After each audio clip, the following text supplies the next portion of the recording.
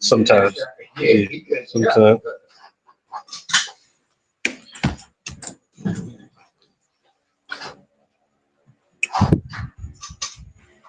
It's 34, 35, right? Exodus? No, hold on. We went past that. Yeah, you know what? Going back to my reading. Leviticus 17 today.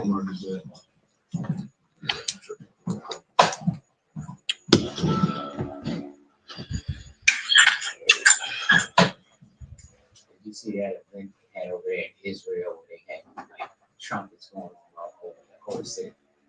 Some type of thing they try to put out. Was it for Rosh Hashanah? Because that's what they, they celebrate feast days too. Yeah. So that's what it was. Their celebration. No, I don't think it was. What day was it? This was about the last week. Yeah, that's probably Rosh Hashanah. More than likely.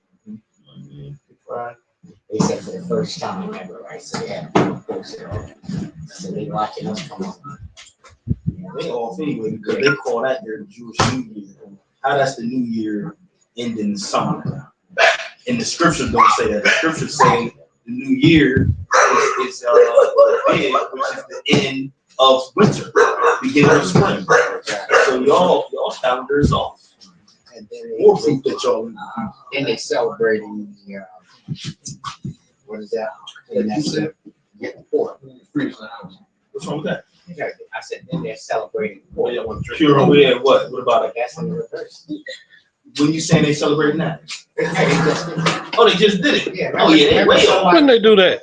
Oh, they way off. Then they just said that they had like a knife attack up in Israel somewhere. They shot them. Yeah, they always trying to get be suffering people. All them guys in The lies and all they push. Yeah, but yeah, look at the seventh. But yeah, they just had and then it's pure. Oh wow, Most I see. that's probably in their Talmud. That overrides the Torah. Did you get that one? I think I sent one to the mass text with the white woman talking about. I ain't watch it. You didn't know, brother. You gotta see it. Yeah, because that was my atonement. Now, Okay. We gotta watch that. I should have my stuff. But yeah, I'm gonna check it out. Tell me a little bit. All right. We're about to get started. Yeah, we're live. Shabbat Shalom. Welcome back to Hebrew Chosen Elect. Sabbath reading.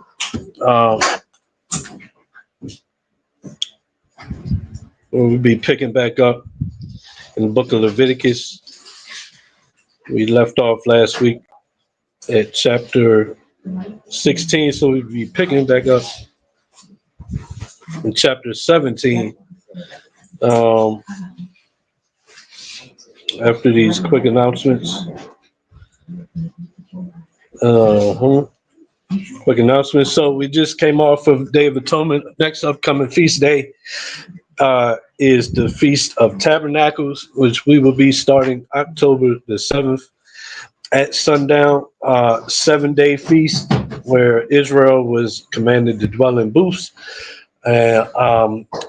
Commencing with the 8th day being a holy convocation, and also the first day. So we start that feast the 7th at sundown, wrap that feast up, feast the whole week, wrap that feast up the 14th at sundown. So Tuesday at sundown to Tuesday at sundown. If you'd like to come out, keep the feast, you can contact me or Brother Yakinan, who can't make it today.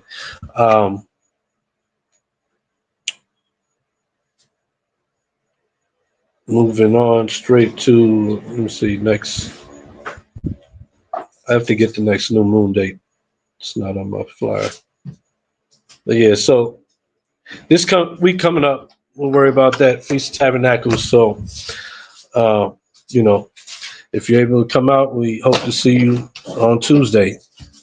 Contact information, you can contact me at Facebook or through phone. On Facebook at We Are Israel, Gemari Yashala, or through phone and text at 302-510-7147. You can also contact Yakinan at Facebook at Brandon Daniels, Yakinan Maccabee Yashala, or through phone and text at 508-840-7710. Also, you can Follow us on YouTube to catch our lives or past lives and videos breaking down different topics. Please like, share, subscribe to our channels, AC Red Pill Reality and HCE Reloaded.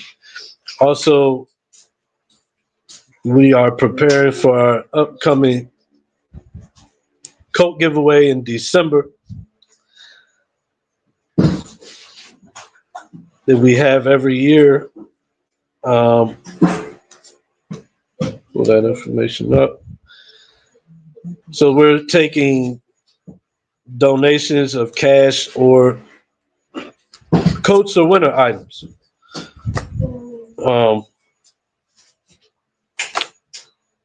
You can donate cash through Cash App, not to the same Cash App that's going across the bottom of your screen. If you'd like to donate to our coat drive to support the giveaway we have in December, you can donate at Cash App, hashtag BDANI01, and earmark that coat drive. Or if you'd like to bring cash in person, you can do that. Or coats, jackets, hats, gloves, blankets, whatever's in your heart to give. And you can donate those to me. You can contact me, or you can contact Yakanan at the contacts previously given. The water in advance for any donations. And like the Most High says, he loves a cheerful giver. So yeah, that'll be in December, roughly around Christmas or dedication, beginning of winter, sometime around December 21st. But we'll get that date to you. Right now, we're just, collecting donations to get that ready up until then. So with that, that's all for announcements. And we can get into the reading, which, like I said, is Leviticus chapter 17. And Yaakov, you mind reading?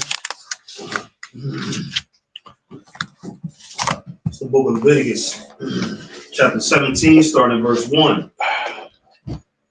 And Yahweh spake unto Moses, saying, Speak unto Aaron, and unto his sons, and unto all the children of Israel, and say unto them, This is the thing which the Most High hath commanded, saying, What man soever there be of the house of Israel that killeth an ox, or lamb, or goat in the camp, or that killeth it out of the camp, and bringeth it not unto the door of the tabernacle of the congregation, to offer an offering unto Yahweh before the tabernacle of the Most High, blood shall be imputed unto that man.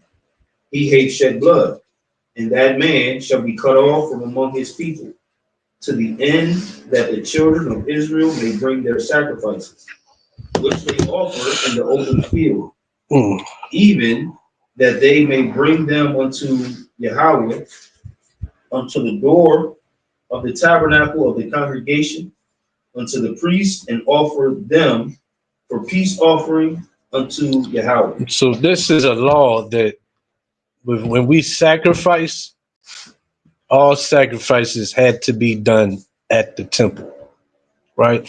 So when Christians say, oh, you guys, how do you keep the law? You don't keep the laws, you don't sacrifice. Well, we are keeping the law by not sacrificing because we can't. We would be in sin if we were sacrificing. All the sacrifices have to be there. So once the temple was destroyed, that's when sacrifice ended. That's not because Yahushua died.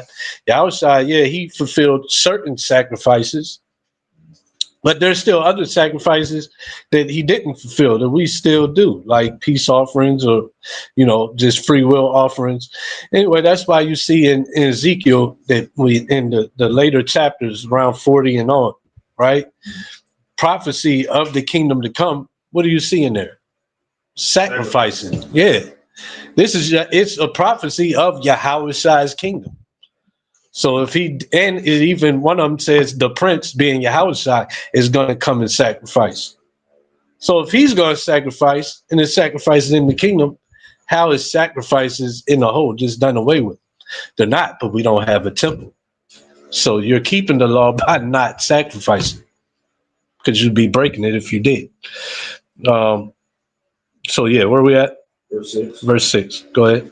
And the priest shall sprinkle the blood upon the altar of Yahweh at the door of the tabernacle of the congregation, and burn the fat for a sweet savior unto the Most High. And they shall no more offer their sacrifices unto devils, after whom they have gone a whoring. This shall be a statute forever unto them throughout their generations. Mm-hmm.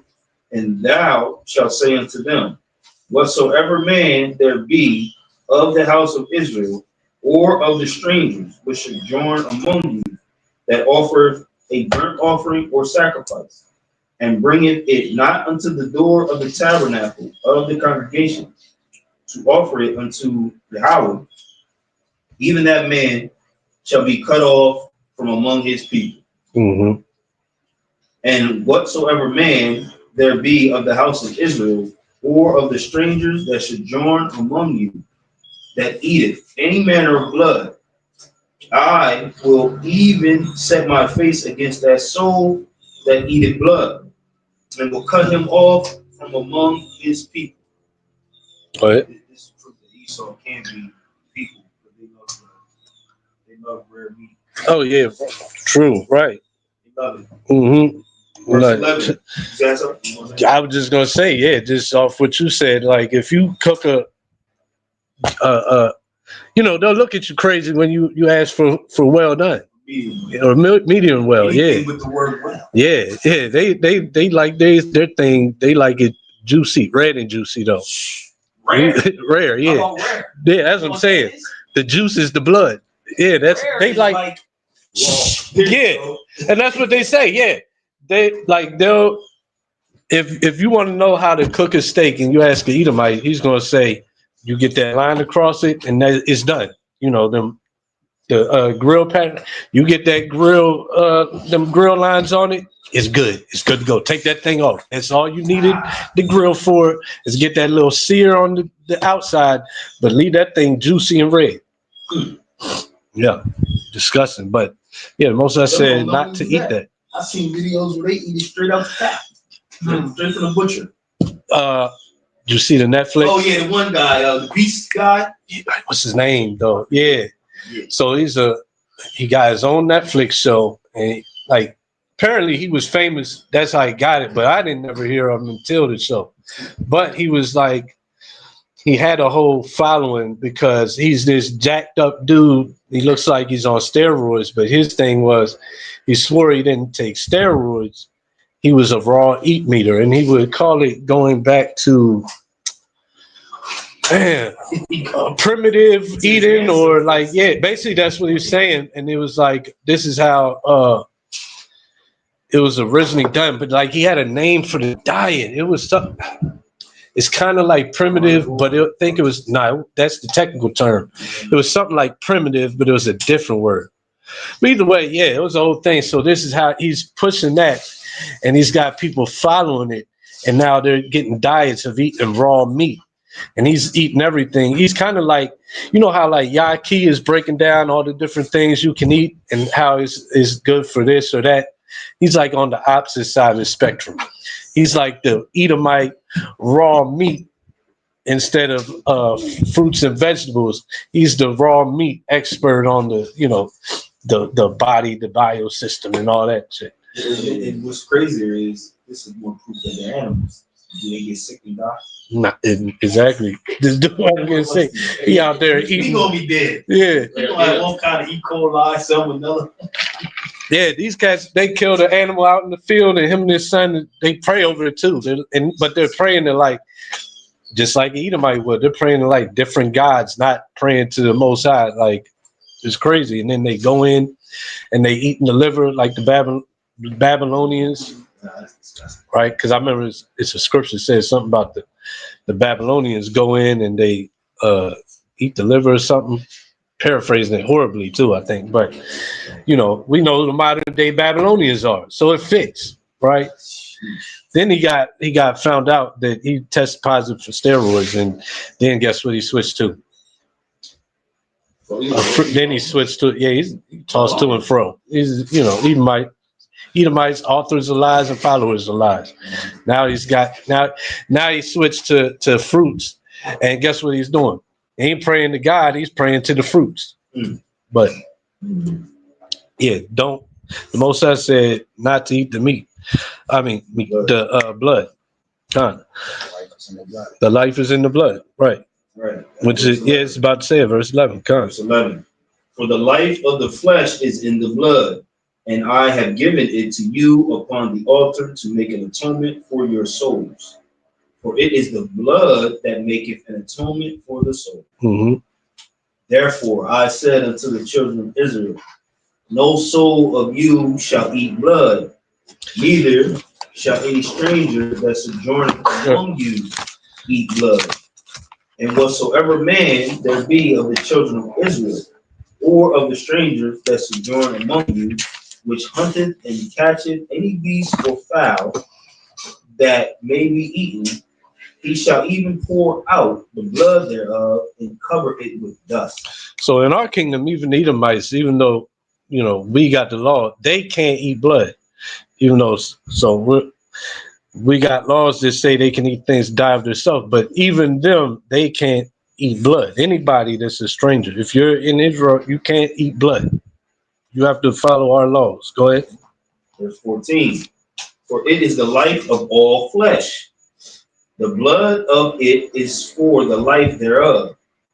Therefore I said unto the children of Israel, ye shall eat the blood of no manner of flesh.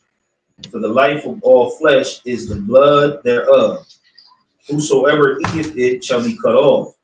And every soul that eateth that which died of itself, or that which was torn with beasts, whether it be one of your own country or a stranger, he shall both wash his clothes and bathe himself in water, and be unclean until the evening. Then shall he be clean. But if he wash them not, nor bathe his flesh, then he shall bear his iniquity. Mm-hmm. Verse chapter 18. Mm-hmm. And Yahweh spake unto Moses, saying, speak unto the children of Israel, and say unto them, I am Yahweh the Most High. After the doings of the land of Egypt, wherein ye dwelt, shall ye not do.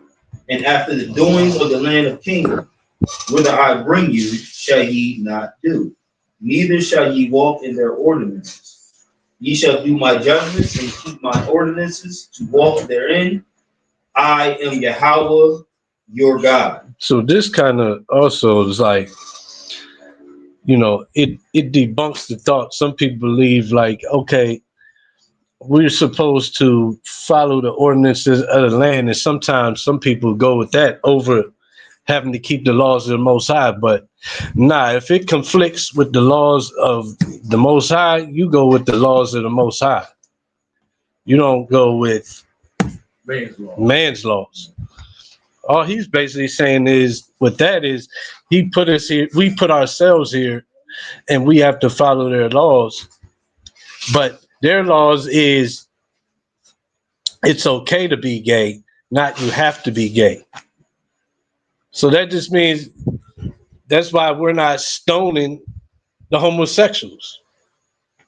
But it doesn't mean because you're allowed to be a homosexual, now you can be a homosexual. Because you have to follow the ordinances of the Most High. Right? Then they go to Romans 13. Yeah.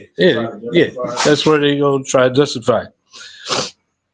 But no, it's always this over the laws of the land, anybody else's laws. Go ahead. Verse 4. Ye shall do my judgments and keep my ordinances to walk therein.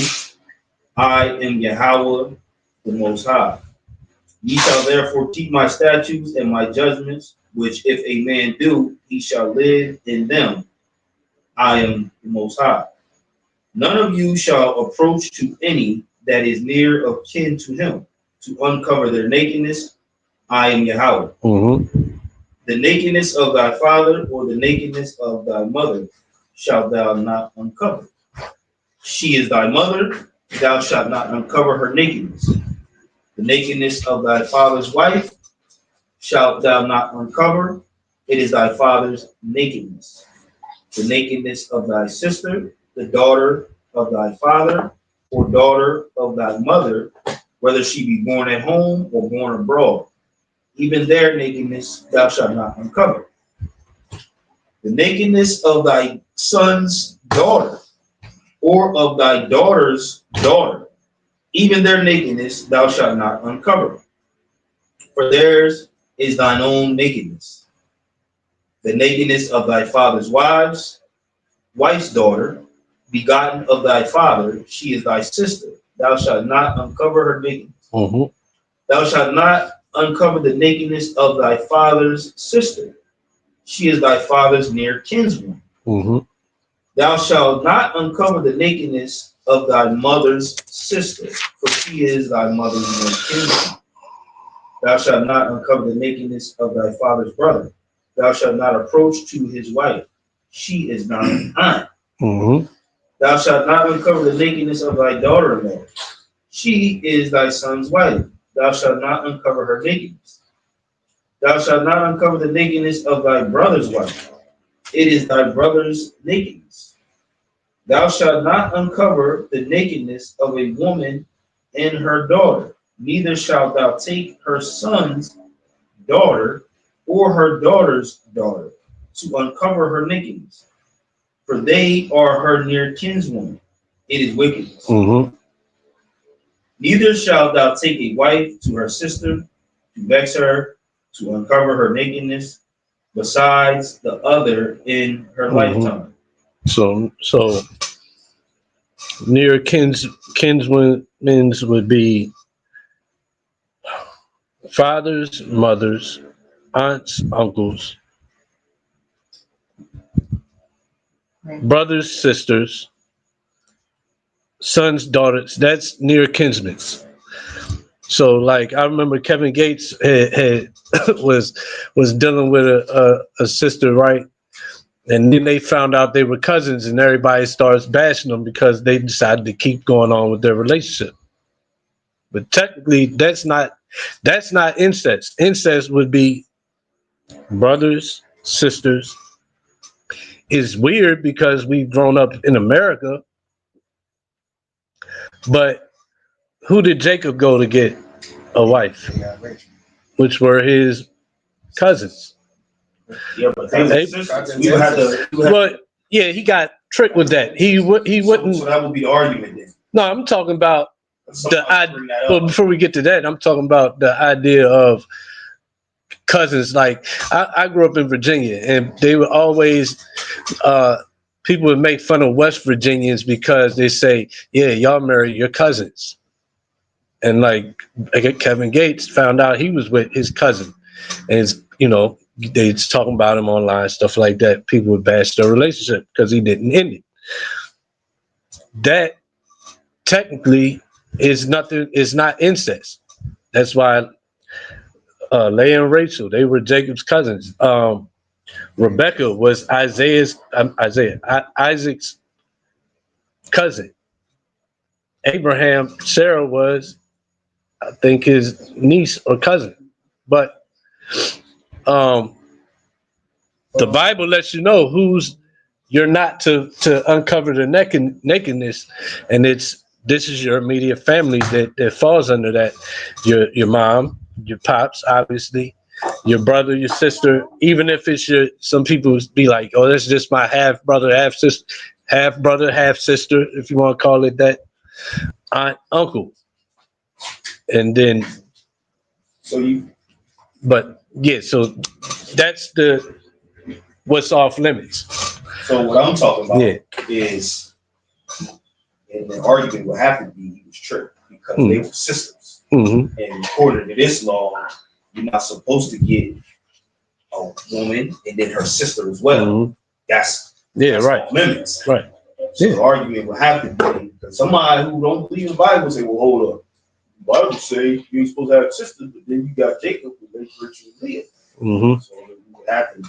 Yeah, they Mhm. You gotta have an answer for that. I got it. That's something Yeah. I can argue. And I got it. And then if you don't know, you like, well. Yeah, you're right. You're right. This was written down. This was written in words after Jacob. Yeah, it was. But even with that, Jacob made a deal. Jacob made a deal with Leah and Rachel. Leah and Rachel, right? Leah and Rachel's father. He worked for Rachel. They slid in Leah. Yeah, because she was the first one. So he technically didn't break this law. He literally made a contract deal, if you will, because with the Most High, do you need pen and paper? No.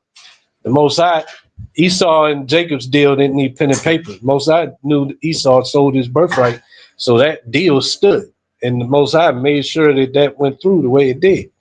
So the same way he didn't steal from Jacob, he technically didn't break this law. He made a deal and he worked for the woman he was supposed to get, but then Laban slid Leah in.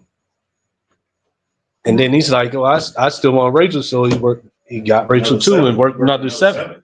Yeah, but technically that's for Leah. Yeah. If you want to be technical.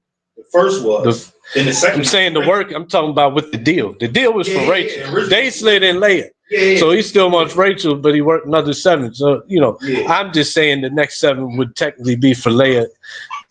I'm not saying because I say it's that way. I'm just saying, yeah. He did it for both. Yeah, I'm just saying with the deal wise, like he worked for Rachel. So they slid in Leah.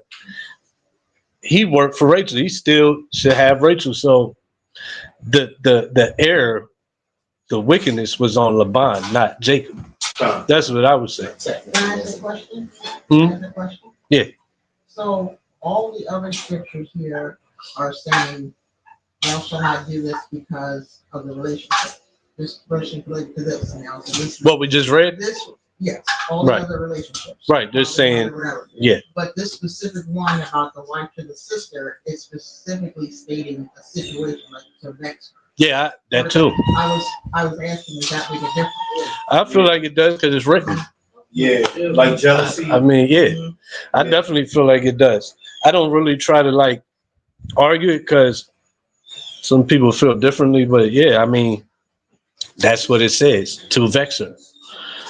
I'm gonna go by what the scripture says every day, all day. So Jacob wasn't doing that. Right. Jacob wasn't doing that. Jacob made the deal, and Laban was wicked as hell. And even after he changed, when Jacob finally leaves, he's like, "You changed my wages all these times, everything." Laban saw that Laban had a covetous spirit and greedy spirit. He's seen like all the benefits of having Jacob there, and he just took advantage. So like when he slid Leah in there, what was he thinking? He made a deal for Rachel. He's still gonna want Rachel. So I'm gonna just say get another 7. That's what he's like. I'm gonna just get another 7. Let me slide her in there. He was sneaky because if it was about the firstborn, he should have said that from the beginning. Yeah, exactly. You know what I mean? Like, well, ho. You know it's supposed to go to the firstborn. You know what I mean? And he could have laid all that out, but he did trickery. Mm-hmm. Yeah, he's like a used car salesman. Yeah, man. Yeah. That was grimy. Yeah. What was his heritage? What was Latin? He was from a Hebrew. Yeah, but not the chosen line. So because obviously he was related to Abraham. Like we talking about Jacob, right? So yeah, Isaac wanted him to go there to get a wife. Like right. That's why same way Abraham too. Yeah, like go here and get your wife. Yeah, right? Like remember, so it said they was basically disappointed, mad at Esau because he went and got the wives of Ishmael and Canaan, right? Nah, that's who Jacob was supposed to go to. Though it wasn't the chosen line. So it actually shows that it's a good thing of marrying inside of your father's family tree. And Tobit even says it. What he says, yeah, that's where I was going to go. You there already? So, it's good to marry inside your father's, family tree. It says tribe, but family tree, tribe. So that stopped me. And matter of fact, speaking of Tobit, who was Sarah to him? Sarah was his cousin.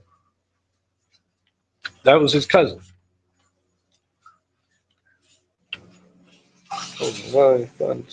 Tobit's before Judith. You want me to read it? You can just read it real quick. Tobit 4:12. Beware of all whoredom, my son, and chiefly take a wife of the seed of thy fathers. Mm-hmm. Take not a strange woman to wife, Mm-hmm. which is not of thy father's tribe, for we are the children of the prophets. Yeah. Noah, Abraham, Isaac, and Jacob. Right. Remember, my son, that our fathers from the beginning, even that they all married wives of their own kindred, and were blessed in their children, and the seed shall inherit the land. Mm-hmm. So it's showing that it's, a good thing to marry within your tribe. But then he also said we're the sons of the prophets. So you can marry other tribes in Israel. Chiefly, it's Israel. But then it's even better if you can marry inside of your father's specific tribe. So like, if women are available from that tribe, that's what you should do. Because what's the scripture say about marrying off your daughter? No, it says you want to. What's it say? It's in Sirach. Yeah, not to a stranger, but I'm talking about in Sirach.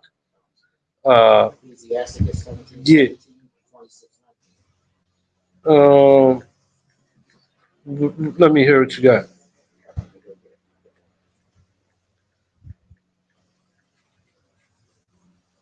725. Yeah, so like, you have daughters, you don't want them in your house till they die.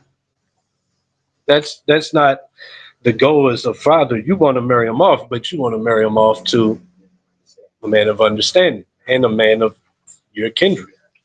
So for you to be able to do that, the men of your kindred, their sons have to be willing to marry inside of their kindred. So that's what he's saying. And I want to read that Sirach real quick, 725. And when he and Tobit, he's probably speaking exactly to his specific tribe, because they're in captivity where their tribe is. Anybody that's not of their tribe where he was at is most likely a heathen. Because that's how the Northern Kingdom got carried away captive. Different tribes went to different places. 725. 725. Ecclesiasticus 7:25. Marry thy daughter, and so shalt thou have performed a weighty matter, but give her to a man of understanding. See that? Yeah, so you want to marry them to a man of understanding. You want them to marry off and have grandkids for you too, not just your sons. Yeah, your sons are continuing your seed, but you want to see grandkids from your daughters as well, because they're still your flesh. And children are blessings, and grandkids are a blessing. Like, remember the end of Job was he got blessed with 7 sons and 3 daughters that were the fairest of the land. And then it even states how he lived 140 some years and got to see 4 generations. So you want your daughters also to marry and have kids with a man of understanding and of your tribe if possible. So, because it's not of your tribe. You want it of Israel. They're no longer the chosen. But if it's of Israel, they are. Yeah. You want it of Israel. But yeah, if they're not of Israel, if you're speaking of that, yeah, they no longer chosen. Mm-hmm. 10:14. Behold, the heavens and the heavens of heavens is Yahweh's, and thy power, the earth also with all that therein. Only Yahweh had delight in thy fathers to love them, And he chose their seed after them, even you above all people as it is this day. So to stay under the covenant of love of the Most High. Exactly. Keep it inside Jacob. House. Inside Jacob. But yeah, inside Jacob. And if possible, inside specific tribe. Also, then in the land, then you're dealing with inheritances too.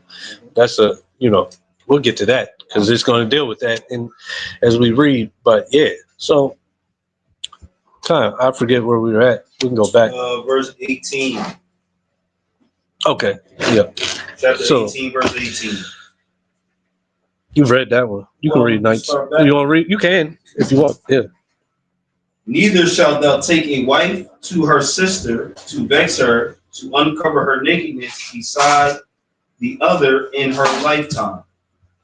Also, thou shalt not approach unto a woman to uncover her nakedness, as long as she is put apart for her uncleanness. Mm-hmm. So no laying with women while they're on their monthly. Go ahead. Moreover, thou shalt not lie. But real quick, Salakia, last week, like a chapter or two before going into uncleanness, I think it was 16, but it said if you lay with a woman who's on this, you're unclean and go wash yourself and blah, blah, blah. But it kind of made it seem like you wasn't in error. So is this contradiction? Or is it the way it was put, it didn't condemn the action. This one's going to condemn the action. So why before did it just say go bathe and it kind of seemed like it wasn't a big deal? You talking about with copulation? When you see copulation? No, it was woman's flowers. It was the same thing, her cycle. Well, I'm just, probably just Christians, people trying to take you from your faith and belief. They'll, how they'll say Bible got contradictions. This is what I'm getting into. Bible got contradictions, and they might say this is a contradiction. See, why wouldn't it be a contradiction? One's intentional. Like one could happen, and neither it could happen while y'all, doing what you do. So that wouldn't be a transgression. You didn't do something wrong because it happened, but it says now you're unclean and to wash. Now, but then it's come back and saying don't do it, and it's going to say that you got punishment for doing it. It's not going to say just clean. Exactly, that's the difference. Right, that's the difference, and that's little things like that is important to think about and keep in mind because nuances, yeah, because this is things that people will point out to try and take you off of your beliefs. So here it's going to condemn the act. It's going to be a punishment for it. It ain't just now you're unclean. So you can go ahead and continue. Verse 20. Moreover, thou shalt not lie carnally with thy neighbor's wife, to defile thyself with her. Mm-hmm. So no adultery. And thou shalt not let any of thy seed pass through the fire to Moloch. Mm-hmm. No, that means no killing your kids. So that means sacrificing your kids, getting abortions. Them's lives. Those are lives already. That's modern day giving your seed to Moloch. Go ahead. Neither shalt thou profane the name of Yahweh. I am the Most High. Mm-hmm. Thou shalt not lie with mankind as with womankind. No homosexuality. And no acts with women that are homosexual acts. We've had, debates with certain people, and it's debates that go online, and people argue, have different opinions about what recently happened with a man and his woman and pegging kids and stuff. These acts are the same thing. Yahweh said, if you look on a woman to lust after her, it's already adultery. So just because you're with your woman doesn't mean your woman can do the acts of a man on you. It's still, you're still in violation of this. So, and go ahead. So I have a question where it says, neither shall thou profane the name of thy power. I am Yahweh, right? Mm-hmm. So that has spiritual connotations as well, I could give my son over to Islam. Exactly. Right? Yeah. To, being an atheist. Yeah. Because I want to rebel. I'd say that's a spiritual form of giving your seed to Moloch, because it's death, right? Yes. Mm-hmm. You're giving your seed over to death.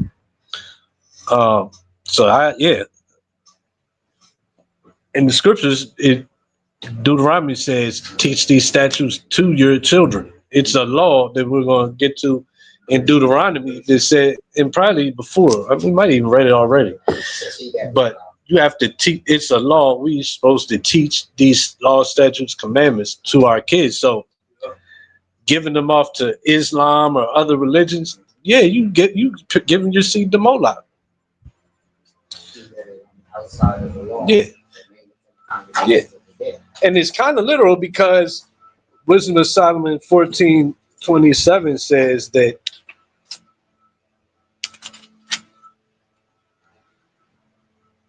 the worshiping of idols not to be named is the beginning, the cause, and the end of all evil. So, like, even when you selling drugs to your people, you in idolatry, because worshiping of idols is the beginning of you selling dope to your peoples, the end and the beginning, the cause, and end of all evil. You out robbing, stealing, committing adultery, you're in idolatry, because you're committing the acts to go with it. So, you send your kids off to be Catholics or Muslims, you giving them the Moloch. Anything else? Anybody else? All right, let's go. Verse 22, thou shalt not lie with mankind, as with womankind, it is an abomination. Mm-hmm. Neither shalt thou lie with any beast to defile thyself therewith. Neither shall any woman stand before a beast to lie down thereto. It is confusion. Defile not. What verse are we at? I don't know. What? Did my page flip? Oh, I just went down further. Okay. Defile not yourselves in any of these things, for in all these the nations are defiled, which I cast out before you, and the land is defiled. Mm-hmm. Therefore I do visit the iniquity thereof upon it, and the land itself vomited out her inhabitants. Ye shall Real quick, so the Most High condemns the other nations because these are the acts, and he tells us not to follow their acts. And then when Yahushua comes back and everything's restored, these nations are being destroyed.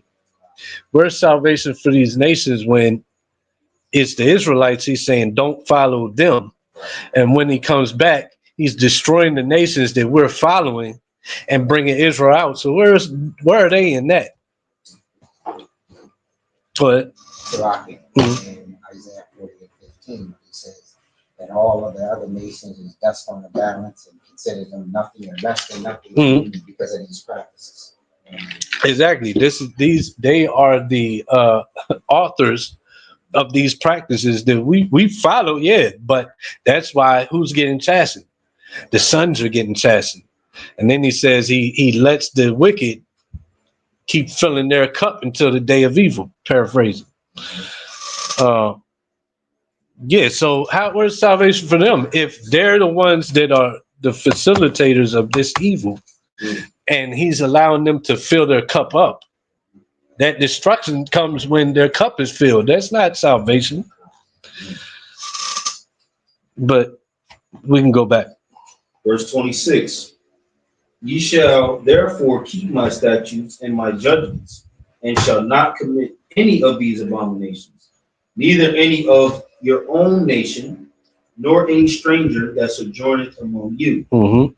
For all these abominations have the men of the land done, which were before you, and the land is defiled. And this is kind of the same thing as, the confusion that apologists are bringing with that Deuteronomy scripture, where it says, this is the covenant I make with you beside your servants.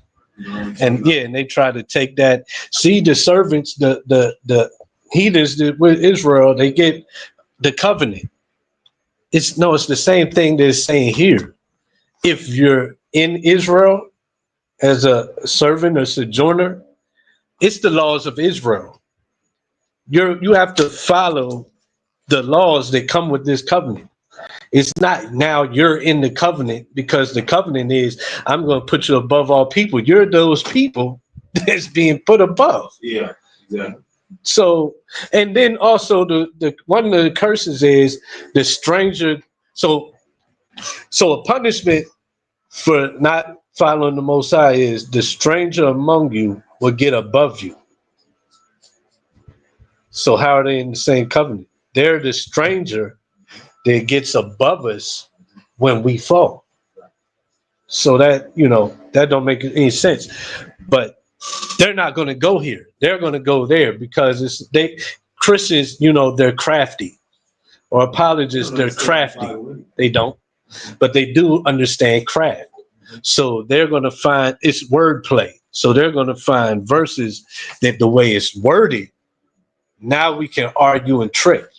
And then, especially if we're going to start becoming chanters and start hollering after we've read our scripture, like y'all seen the video, and not even let anybody hear the response.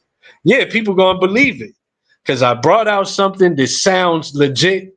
And then people is agreeing, and while the person that's about to break it down for the people, while they're trying to read, now I'm gonna just start chanting, heathens can be saved, and I'm gonna get everybody chanting it. So now the rebuke can't even be heard, and because of the wordplay, and everybody just wants to believe it anyway, it gets believed. But yeah, this is showing you right here the strangers that are not of the nation still have to keep all these laws. And then if you're in the covenant, we got laws that say, well, we can't eat things that die of themselves or have been killed by other animals, but we can feed those to those strangers. So that even shows there's different laws that, they got to keep, but there's certain little differences in the law, even for them, but it's written for us to know those differences. We're in their kingdom. I'm talking about even in our kingdom. No, I'm just saying. Oh, right now. We're in their kingdom. Right. And talking about our kingdom. Right. Yeah, so verse 28. I think I'm gonna mark this with that. What's that Deuteronomy scripture? I want to mark this. What's that Deuteronomy scripture? 29. Paraphrase 29. 29 is like I want to like put three, that. like beginning. 29 and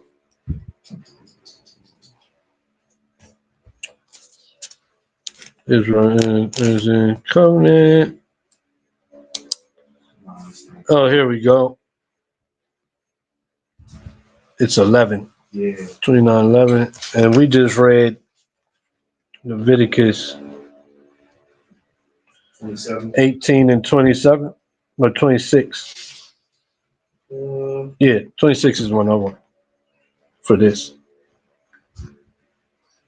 I just wanted to write that reference down. Okay. Verse 28.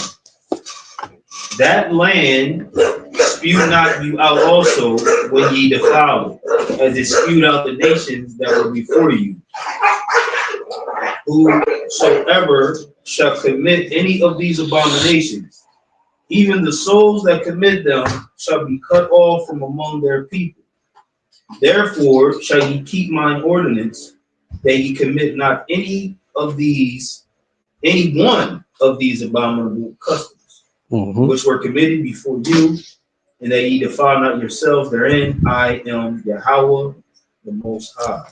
And another abomination they commit is they eat pork, they eat shrimp, they eat crabs, they eat lobster. And he said, if we follow their ways, we defile ourselves. So now we know what Yahweh was talking about when he says, not what goes in your mouth that defiles yourself, it's what's in your mind. It's that disobedience and following what they do. Yeah, you're defiled by that. So you are defiled by eating the pork, the shrimp, crab, and lobster. and that's a whole nother breakdown. But obviously, he was talking about the idea of eating with unwashed hands. But just another one to go against that argument that, oh, look, you can eat pork. Christ said that it's not what goes in your mouth that defiles a man. Well, this defiles you, committing the abominations that the Canaanites and other nations commit, and following that, you defile yourself. So they eat pork, they eat shrimp, they eat crab, they eat lobster, they eat bats, they eat rodents.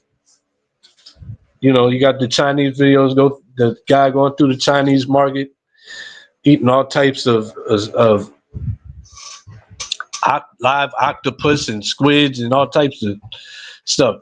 Yeah, when you follow that, you're defiling yourself by breaking the dietary law, following what the heathen do. Yeah, a lot of our northern people love that kind of stuff. Mm-hmm. You know. Mm-hmm. Yeah, they love, and the funny thing is, you know what else they love? They love mussels and clams, right? Yeah. When the Spaniards came, they love eating clams and mussels, but when the Spaniards came, the Spaniards had them diving for clams and mussels until they died. Like they would make them go down there, and they would have each what a diver they had. Yeah, they would get every bit out of them. So you'd be diving and diving till you can't dive no more. Basically means what? You die, and then next one up. That's how they would get clams when the Spaniards came. But Northern Kingdom loved to eat some seafood, clams and mussels, octopus, pork. yeah, all of it. And lobster was given to poor folks back in the day. Yeah, And now look how expensive it is. yeah.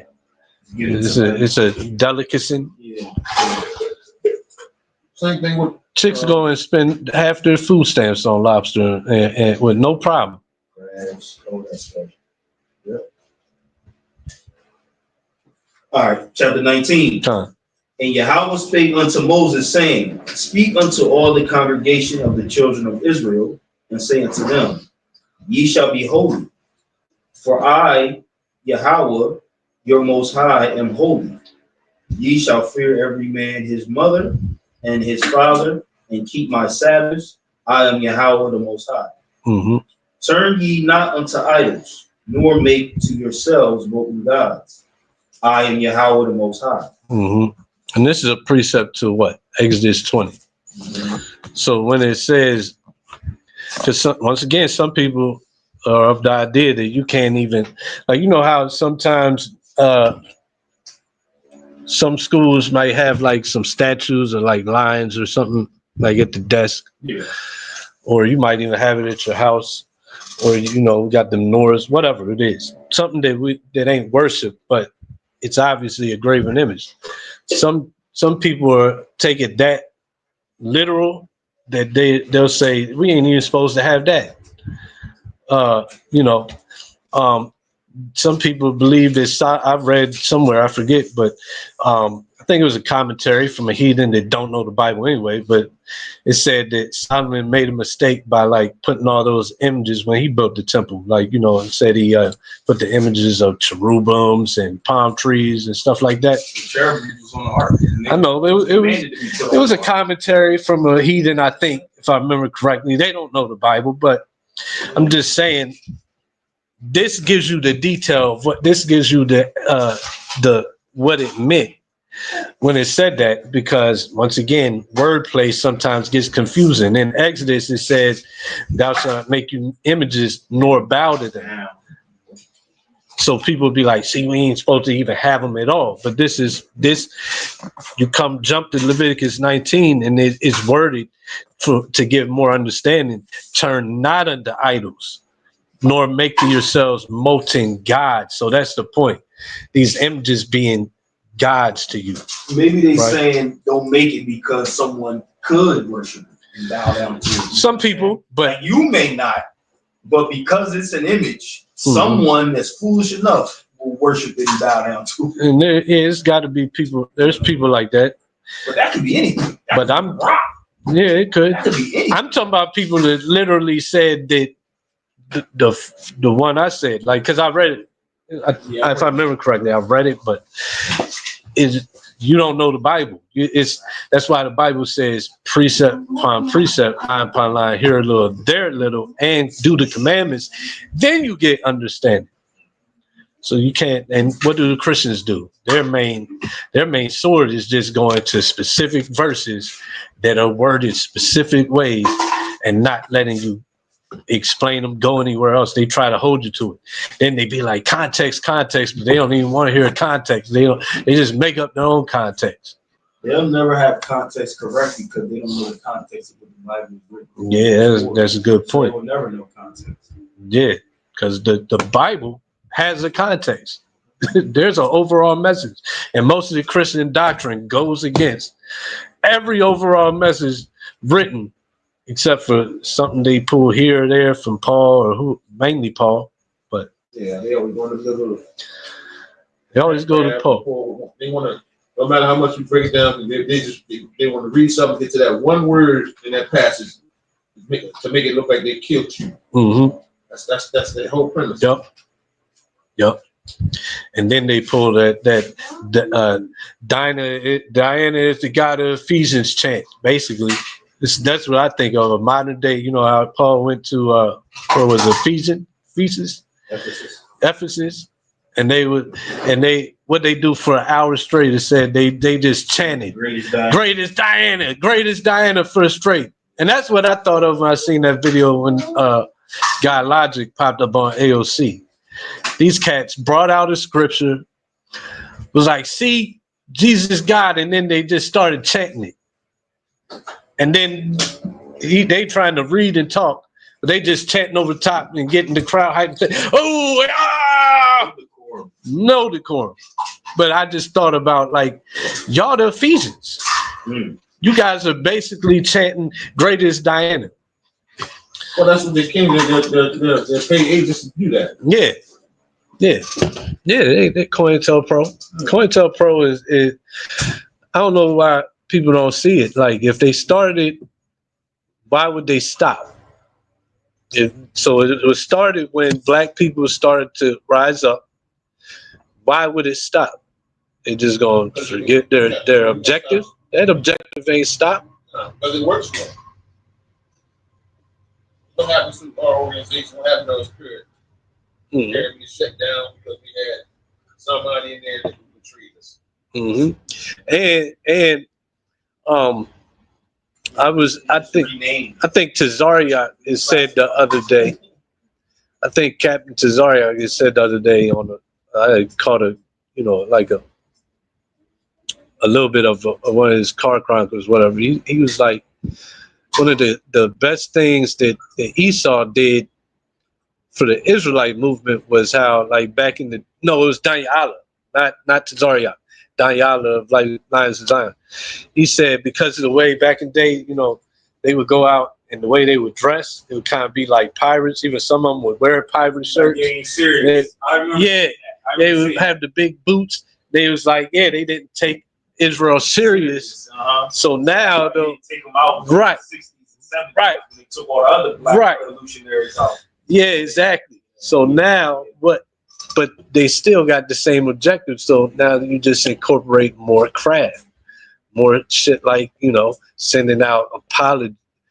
And then like apologists, where they come from? They don't even belong to churches.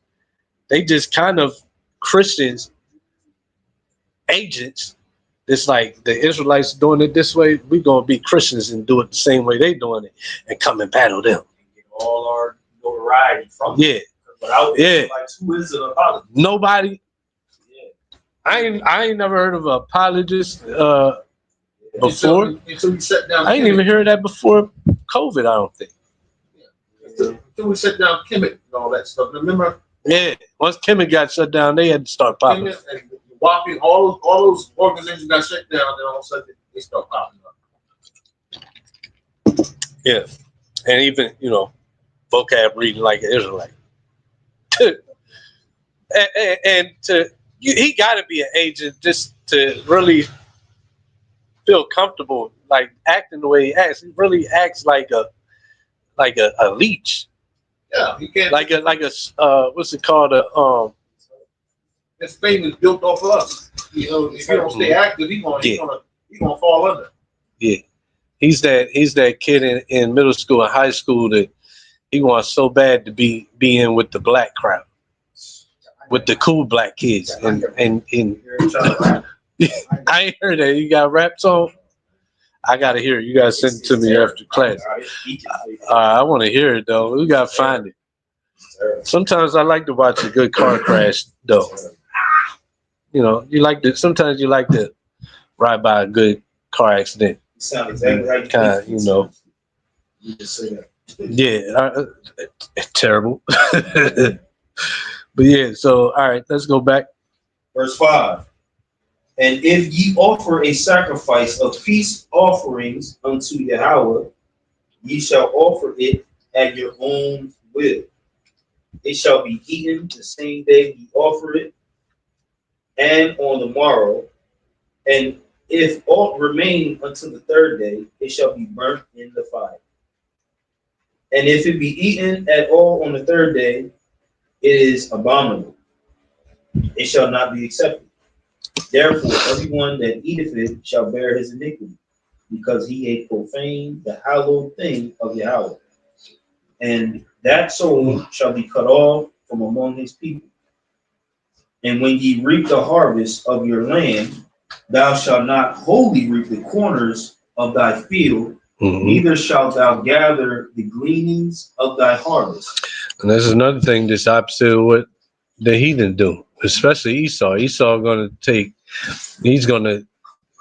get every single grape or every single tomato or every single corn. What's it called? The corn's in the Ears. every single ear of corn. Obadiah 1. Yeah. It say he's not satisfied, right? Yeah. So that's what Esau and the nations do. But we're commanded not to. And it's going to tell us why. Because we're supposed to not be about ourselves, but about everybody. So the purpose is leave some for those that can't get their self. Yeah. Like their own. They either don't have a field or their crops ain't coming in like they should. You got your field and it's plentiful and the Most High blessed it. It ain't just for you. He can stop that blessing. So, I have the scripture.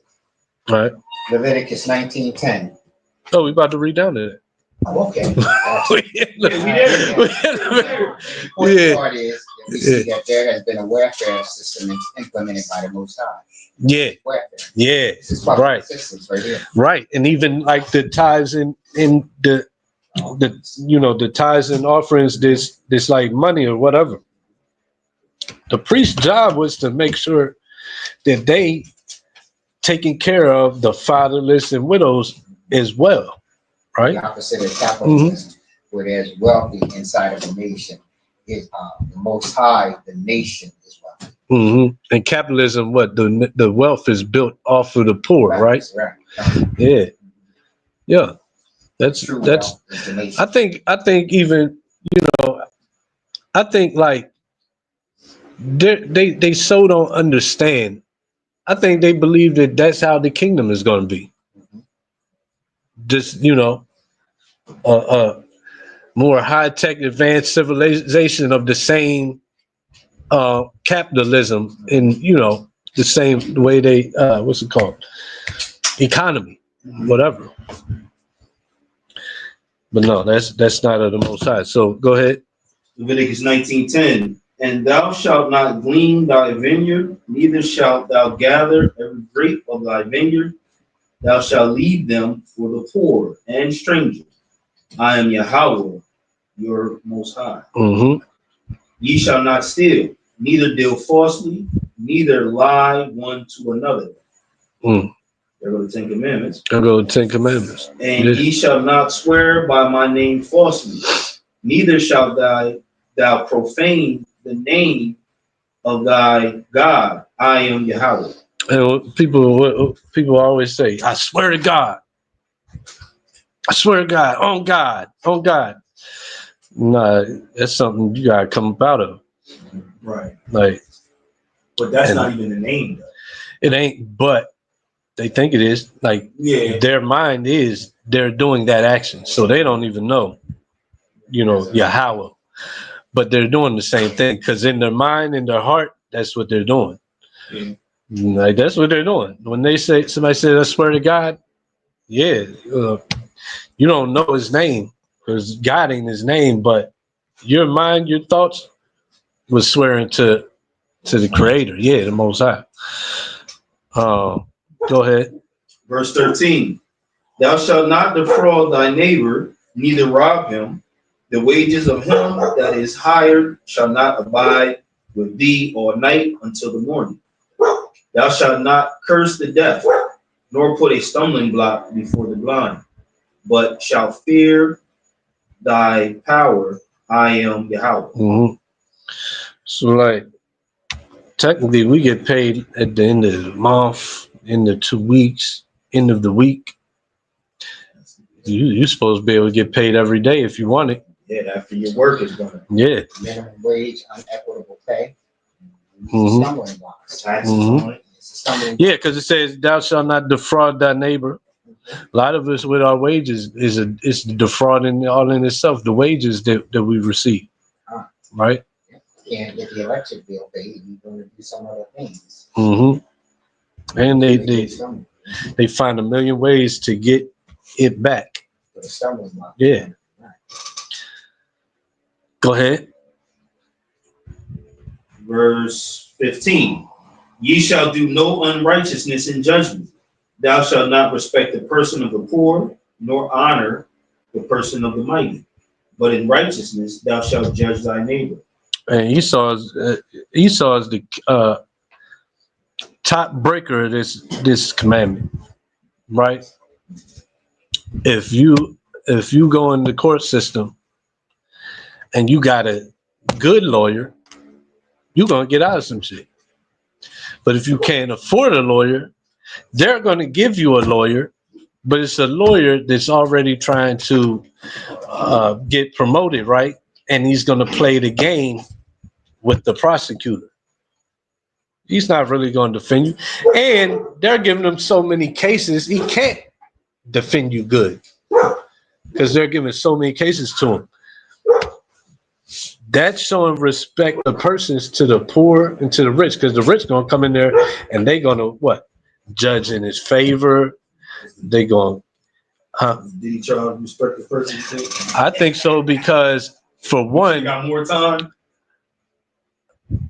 I think that, I think, obviously, it's saying don't be unrighteous in judgment. So I don't know. But from video, what he did to that girl and just the way That's not what he was on. even the shooter that Shine took the charge that he ain't do it. Just all this stuff that's like Diddy, that Diddy's known for, and obviously they're rumors. But I just think it's funny that he's rich and the feds have the highest, like, what's it, 90-some% conviction. And so they don't come for no reason. And they decide to none of the big stuff they got. Exactly. That's my point. They decide to come against Diddy, a multi-million, almost probably billionaire. They decided to come at him and they didn't have enough evidence. Yeah. But he beat it and he only got 4 years. So because he beat it, he probably don't deserve 4 years. Like if it's based off of, what'd you get me with? Like they gave him the 4 off, I think, like some prostitution or something. That's it. But I think the judge is like, all right, but I see these videos and I can't unsee them. So you know what? I can't give you time for the stuff that was dropped, but I can give you a lot of time for the charge you got. Based off kind of like a pre-sentence investigation type thing. Yeah, but without all of what you know what I'm saying, they got on you and judge your sentence off of that. Yeah, I think he definitely got time based off of just some evidence that was put out there that, because like prostitution, like, come on. So, but at the same time, my point is with him being rich, he was able to beat all these serious charges though. So how does that happen? I think is a good example of if he was poor, what he have got away with. Yeah. Let's put it like that. OJ did it in the Right. Look, even if OJ, yeah, Trump, even if Trump's a big one. You can't leave. oh Trump yeah, out. yeah, yeah, You yeah. can't leave Trump out. He's like the top one. Trump, He's a criminal and he's the president. this dude, How's that happen? That's a respected person. The epitome. yeah, because they won't even let is it the list or tapes or whatever the Epstein files, like they can't even show him that his name's on there. They showed some. And even with OJ, you said if he was poor with the evidence they had, Yeah, OJ did it. would he have got away? Yeah, I don't think he did it. OJ did it. I don't think he did. Them gloves didn't fit. They didn't fit. That was Clancy. That was Clancy. But listen, he got away with it because he got money. Because if, say, you went in there for the same evidence, you'd be up the river. So Esau judges based off of if you're rich, you can get off on just about anything. I mean, you've seen the movie Breaking Bad, the show Breaking Bad, I'm sure, right?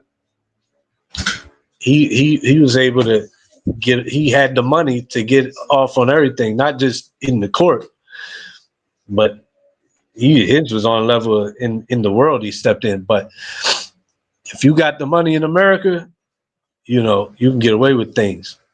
Like who was it? Trump, yeah. Trump. But there's another one. He's a convicted felon, man. Like, come on. There's another one. Well, you gotta blame the judges for that, man. Come on. I mean, because Well, that's what we talking about. Yeah, that's what he's saying.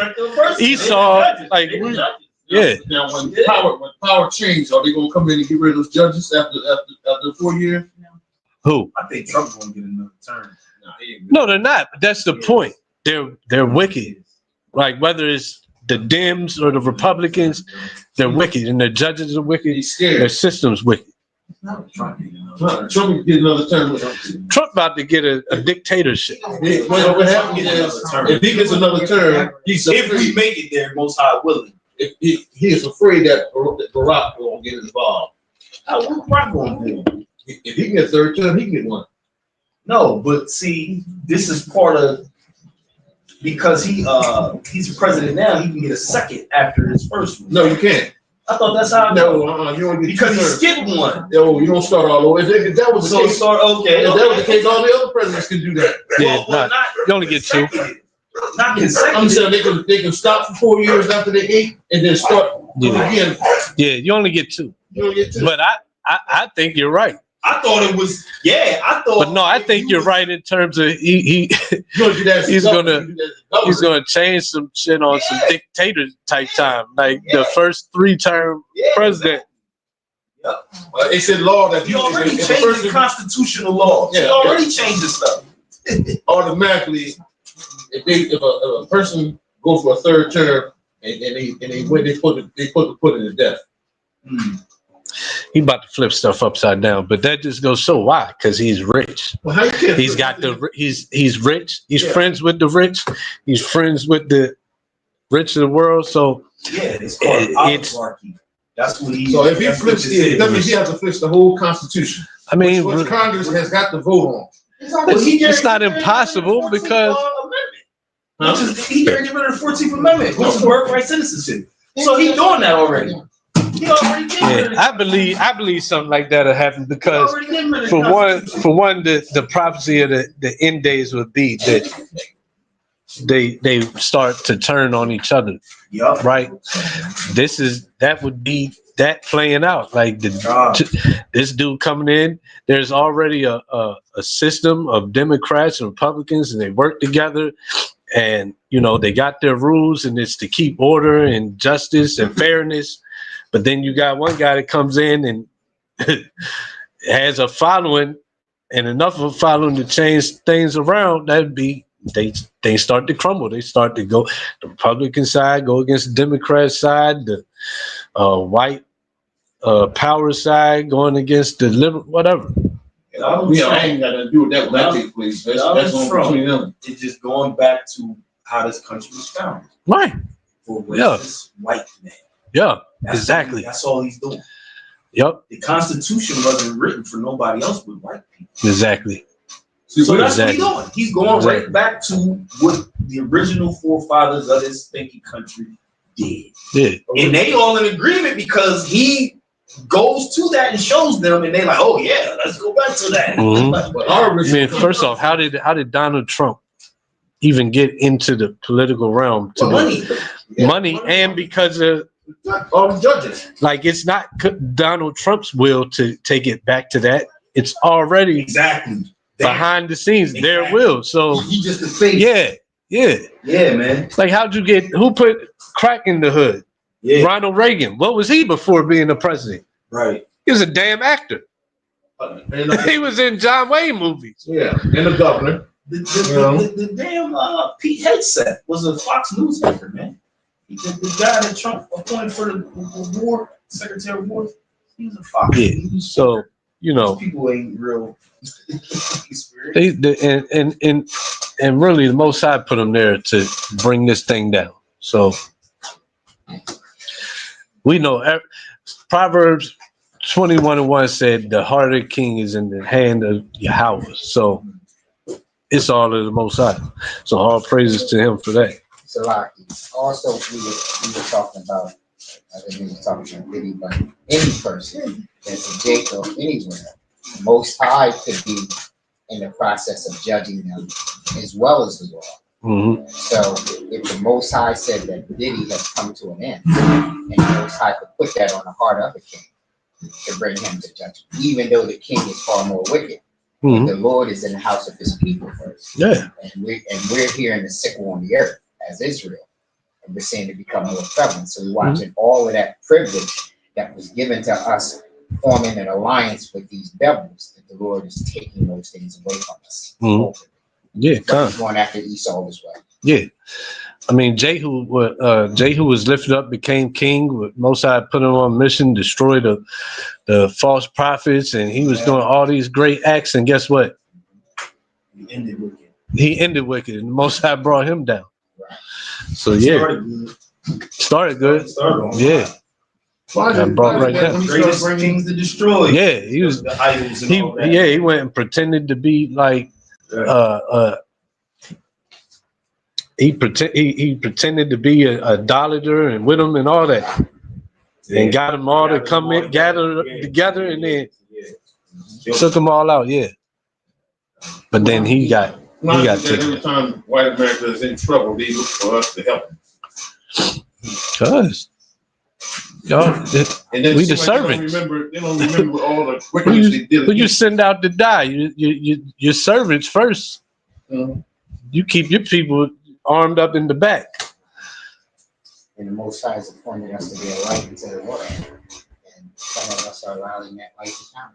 Mm-hmm. Esau was in a dark place. He's in his own place by himself. Mm-hmm. So the Most High, they're looking for the children of the Most High to stand up. You see a lot of them are even attempting to make a repent to what they've done to us. Yeah. Why? Because we've been telling them the truth all along. We've been living under oppression, and now they're starting to get a visit from oppression. So we have to be the light of the world, because they have to come and ask us, how do you deal with this stuff, this thing we put on y'all? Yeah, I saw a video. Dude put a chains on a white lady, started crying. Mm-hmm. Y'all ain't see that? Mm-hmm. It was like a reenactment or something. Yeah, it was like at a I don't know if it was at like a plantation or somewhere, but yeah, everybody could. Cause she got the she was trying to say she felt the empathy and sympathy. Yeah, she did. She felt the guilt. That's what she felt. She felt the guilt, but she actually had him put on her hands, and he was like, "Oh, you feel bad, don't you?" Yeah, I forget, but yeah, that guilt. That's what had her crying. It's like what Kalot's talking about. Yeah, that guilt. Con. Yep. Let's go back. Yeah. Leviticus 19:16. Thou shalt not go up and down as a talebearer among thy people, neither shalt thou stand against the blood of thy neighbor I am Yahweh. Yeah, so you're not just, first of all, you're on the phone gossiping all the time. You're also not supposed to just see you stand against the blood of your neighbor, meaning you know harm is coming to your neighbor, you just stand by and let it happen. Not supposed to do that. So, can I read that in the NLT? Mm-hmm. Leviticus 19:16, NLT. Do not spread slanderous gossip among thy people. Do not stand idly by when thy neighbor's life is threatened. Yeah. I am Yahweh. Time, see? You ain't supposed to do that. But we got a policy called snitch. Yeah, we got a policy called snitch. I'm minding my own business. My name Bennett. I ain't in it. Snitching is tail-bearing. Yeah. They're not even getting it right. Mm-hmm. What they're saying is snitching is not. You see what I'm saying? Yeah, it's unlawful. Yeah, yeah. Doing righteousness is unlawful. Mm-hmm. Because we're righteously commanded to stand up for those that are being afflicted. Mm-hmm. Right? Yeah, exactly. But you'll get labeled a snitch. And they make them out. Yep. That's not what they're saying. All right. Verse 17. Thou shalt not hate thy brother in thine heart. Thou shalt in any wise rebuke thy neighbor and not suffer sin upon him. Thou shalt not avenge nor bear any grudge against the children of thy people. But thou shalt love thy neighbor as thyself. I am Yahweh. And what's the first thing Christian says if you try to let them know where they're off at? Don't judge me. I'm in Christ. That's not Christ-like. This is Christ said, "Love your neighbor as yourself." This is love. This is love of your neighbor. To not suffer the sin upon him. Verse 19. Ye shall keep my statutes. Thou shalt not let thy cattle gender with a diverse kind. Thou shalt not sow thy seed with mingled seed. Neither shall a garment mingled of linen and woolen come upon thee. And whosoever lieth carnally with a woman. Oh, hold on real quick.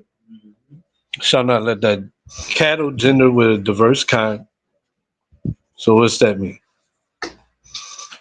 With another, like a dog with a Yeah, making new animals. Hybrid animals. Yeah, hybrid Like animals. how they made a liger. right? Yeah. How they made a mule. And then same thing with your seed.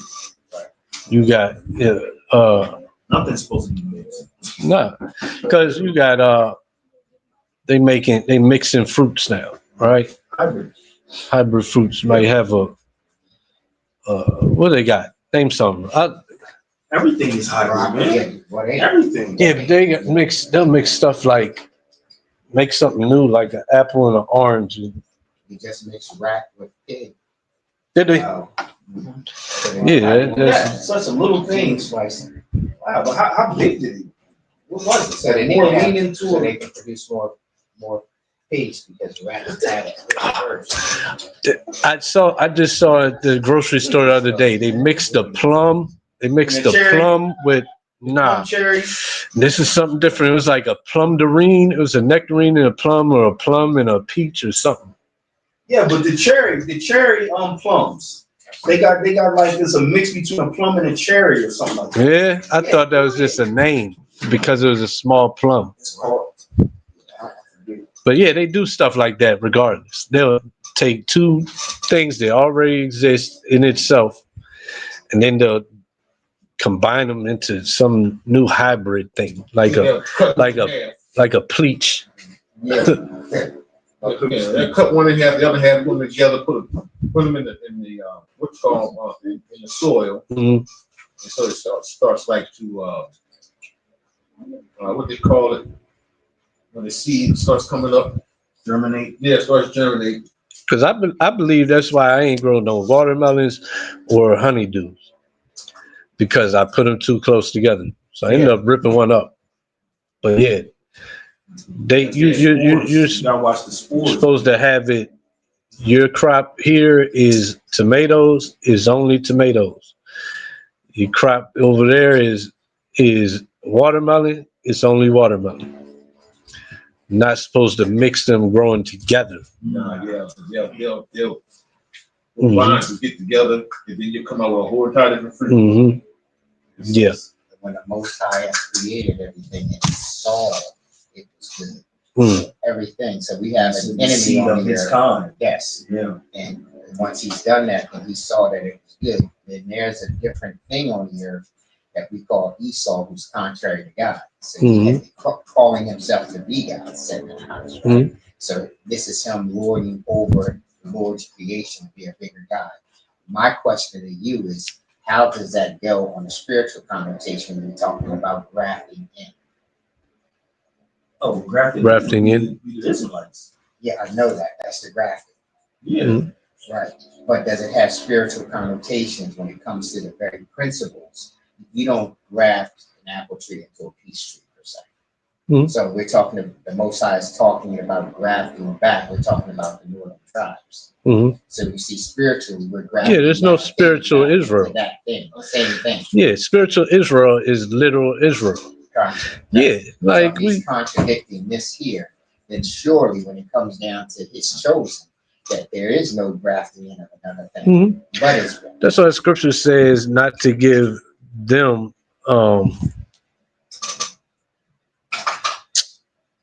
dang, I don't know why I'm messing up. Not to give the other nations that which is I'm messing it up. Huh? With power, something like that. Give not the other nation He's not the power. only one. What's it? Your strength. Yeah, that's it. It's something different. That's it. It's something different, but yeah. Either way, we're not sharing our position. You're not giving them position as priests. You're not giving them position as like strangers being in your land. They're not equal with you. They don't get to have inheritance and then have servants of Israel. Like that's confusing. Right. And that's mingling. Like we was given this by the Most High. The same thing is Levites were given the service of the temple. Right. If you're a Judite, you're not to go in the temple and burn incense. It's the same thing. If you're a Edomite or you're a Moabite, you're not coming into Judea and being a judge or ruling over Israelites out in the field somewhere or whatever. Nah, it's already for the positions are given by the Most High, and anything else is wicked. Scripture says that no fruit shall produce unlike its own kind. Mhm. So that's a law. So the Most High is not interested in breaking his own law. Mm-hmm. Exactly. What was that? That looked crazy. But yeah. Going back. Yeah, we go back. Verse 20. And whosoever lieth carnally with a woman that is a bondmaid, betrothed to an husband, and not at all redeemed, nor freedom given her, she shall be scourged. They shall not be put to death because she was not free. And he shall bring his trespass offering go ahead. Read that. unto Yahweh, unto the door of the tabernacle of the congregation, even a ram for a trespass offering. So what's this show? I think this is why David wasn't put to death for what happened with Uriah. Well, Because he was put to death, though. he was, but he wasn't. So Well, like, what's the penalty for adultery, though? death. There was death, though. So can we say, like, I'm just saying. had other plans and he chose to give he gave mercy? He does, but I'm saying this says here, though, that the child got put to death, but the child was a child of fruit of that adultery. Exactly. But so that same woman, though, is still who Solomon came through. Yeah, but not the first seed. I know, but I'm just saying, but First seed had to go because of what he did. Yeah, but the Bible specifically says because of right. what you did with Uriah, that he punished him. And he took the seed, but he didn't take him. Hey, he's the Most High, man. I know, but follow me though. The law is the punishment for that adultery is death. But this is the Most High doing it though. This ain't. I'm just saying, follow me. The punishment for adultery is death, correct? Yeah. We're reading adultery, ain't we? Okay, so it says the difference is he that lieth currently with a woman that is a bondmaid betrothed to a husband, and not at all redeemed, nor freedom given her. She shall be scourged, they shall not be put to death, because she was not set free. Because she was not free. I see now the difference. David wasn't put to death. She wasn't an Israelite. She was a servant. Hold up now. Hold up. Had a husband. Yeah. Uriah was her husband. Yeah, but this is different. So this is a bondmaid, right? So she's not necessarily a wife. But she's married. She's betrothed, right? She's But married. that's it. But she's not officially She's married. betrothed to a husband. She's betrothed as a bondmaid. She's not it's not no consecration or consummation of the marriage.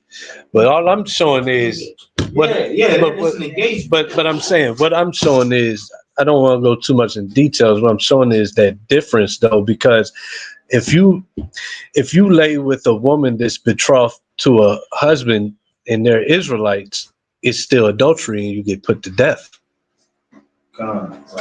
But because this is a bondmaid, she's a servant, it's not the same punishment. So I'm just saying there's a difference, because there's a difference in punishment here.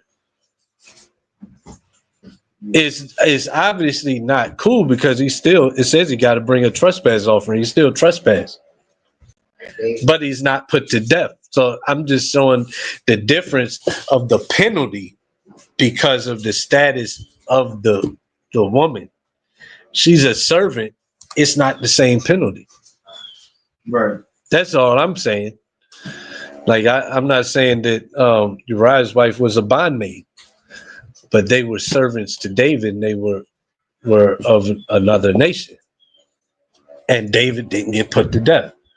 And David was in the process of building or multiplying his transgressions, Mm-hmm. because he tried to get Uriah to go home to lay with his wife so they can wage that. Exactly. So that was there too. So he didn't just lay with her. He had him sent out and put to death. So just showing like the favoritism if that's the right word, that we have, there's a difference of the severity that we get punished when dealing with us and dealing with the other nations. Salaki. Like David called Uriah home from the front. Yeah. So that he can see his wife. Mm-hmm. So that he could say that that's his child. Mm-hmm. Yeah. He said it's work. Then he right to the line. Right. So it was a lot to it. He's multiplying. Yeah. So right. Like they say, lie. You have to keep telling. Mm-hmm. The truth only needs to be told once. Right. Keep switching up the lie. Keep adding to it. Exactly. Mama's baby, daddy's Mm-hmm. Right. But like I said, the reason I pointed that out though is we see a difference in the severity of punishment when it comes to dealing with the servant and dealing with us as a nation. So that's just another example of, okay, how does Deuteronomy 29 mean that the heathen, these slaves, are in covenant, when the punishment for this adultery with the bondmaid that's betrothed is different, right, from the punishment of if it's another Israelite. So we can pick back up. And the priest shall make an atonement for him with the ram of the trespass offering before Yahweh for his sin which he hath done. And the sin which he hath done shall be forgiven him. See, and it's letting us know it was a sin. Whoever committed this adultery with the bondmaid, it was a sin. But the punishment was he brings the trespass offering, and the woman got scourged. So that also shows, so it was consensual too. Verse 23. And when ye shall come into the land, they shall have planted all manner of trees for food. Oh, real quick, that goes against the grape doctrine too. They, you know how they say like it was Sinetta pushing it, and who else? But that it's mainly Sinetta. That if you see a woman of another, like when you go to war, and of the captives, you see a woman you like, you take her back to your house, and pose her nails for months, whatever, right? And then when you're ready, you can go into her, and he's like, "This is rape. She didn't want that." No, the fact that this woman is a bondmaid and she can get scourged means that a woman that is a bondmaid does have the power to say no. Now, then you deal with her however, but it's not saying that you're going into her against her will. That's what, Sinetta said about that one, right? And there was a whole big thing where he had debates and stuff about it. But this is a bondmaid here, and she's getting scourged for laying with a man that's an Israelite and that's above her. She's getting scourged because she's already married. That means if she's getting punished, that means she had the power to say no. Right? Logically, that means she could say no. So just like the woman that's taken from the captive, she can say no. But then that don't mean you're gonna rape her. Now you might sell her. Or now you might say, "Oh, you don't want to be my wife?" Well, who says I gotta feed you? Yeah. Because you're a captive. So, huh? You can retaliate. Yeah, you can. First off, you're my captive. You're my servant. Yeah, my treatment of you can change because, oh, okay. Like your people are gone. Your people was against us. They're dead. And now you want to buck up against me? Okay. There's a law. Well, good luck finding food because you're on my land. There's a law for getting put to death. Right. But, To death. just for the people that come in and, oh, the Most High is cool with grape because, look, you can take a captive. Okay, well, obviously, if captives are getting punished for committing adultery, that means they have the power to say no. Right. And you can do anything. You could remember in Django, they escaped, and the white man he said, sell Django and his wife, and he said what? Sell them for cheap. Yeah, you take a captive, she don't want to be your wife, you could sell her for cheap. That means she's gonna go to some scumbag somewhere and she might catch that grape then. So We know consent cannot be established by putting someone under duress. Huh? Consent cannot be established by putting someone under duress. Right. It's either me or that toothless guy over there who's a sex fiend. Mm-hmm. That's a crime. Yeah. That's immoral. Right. So You're multiplying your transgressions. Yeah. Because you're putting her under threat. Well, I mean, that ain't really that she can go somewhere else. That ain't really putting her under threat. Because what I'm gonna do with you, you're a captive. Your people is the enemy. Like I don't have a responsibility to go grab women, and take care of them.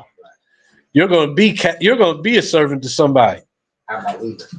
Leave her. Just leave her with I think, but captive means they're already taken. Yeah. That's what a captive is. Right. But if the So- resolve is this. I'm talking about the ones you see amongst the captives. Okay.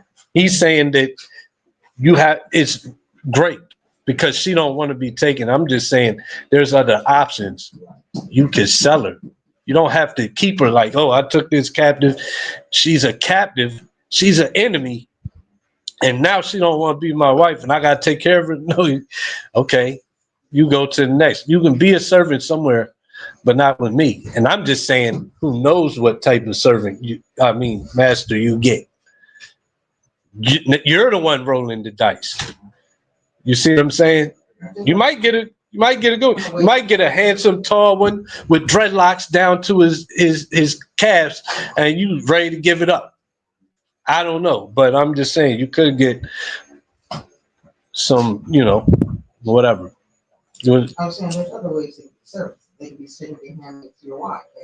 They can, but I'm just saying you don't have to. Like this, I'm talking about the fact of you took the woman to be because you want the purpose of making her your wife. There's that. There are a million other things you can do other than grape her. That's the point.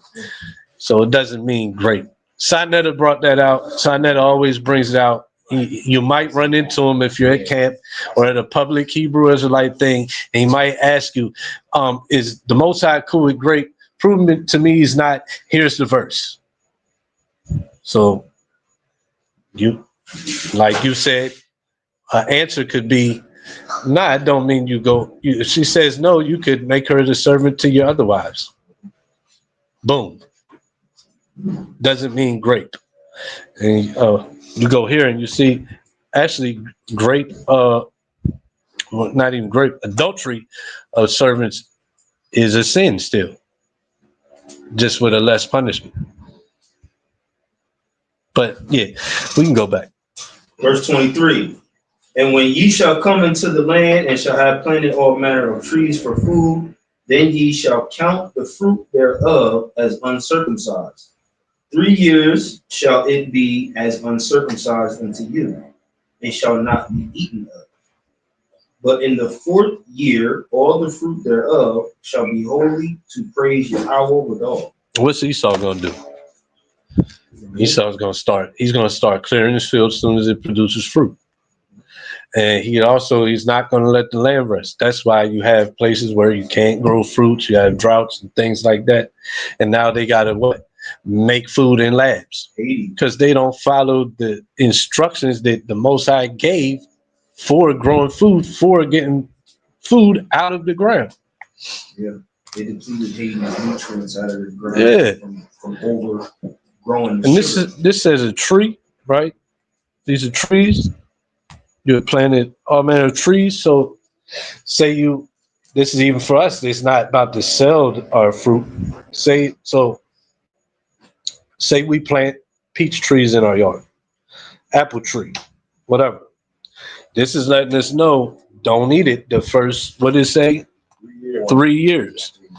In the 4th year, holy pray to the Most High. So that fruit we obviously don't got a temple, but that fruit, if it's holy, that means it's to the priest. And then it's going to say the 5th year we shall eat. So Most High don't do anything for nothing.